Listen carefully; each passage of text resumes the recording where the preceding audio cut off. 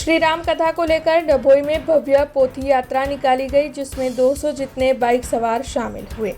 डभोई के गायत्री मंदिर में भगवती प्रज्ञा भवन के 22वें साल के मंगल प्रवेश को लेकर डभोई के प्रज्ञा पुत्री रश्मिकाबेन पटेल के मधुर कंठ पर श्री राम कथा का आयोजन 16 से 22 फरवरी के दौरान करवाया गया है। उमा सोसाइटी के कॉमन प्लॉट पर यह आयोजन हुआ है, जिसकी शुरुआत हुई है।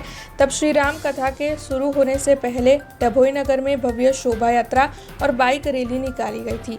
डभोई के मार्गों पर ये जो पोथी यात्रा निकली थी, उसमें 200 से ज्यादा बाइक सवार शामिल हुए थे।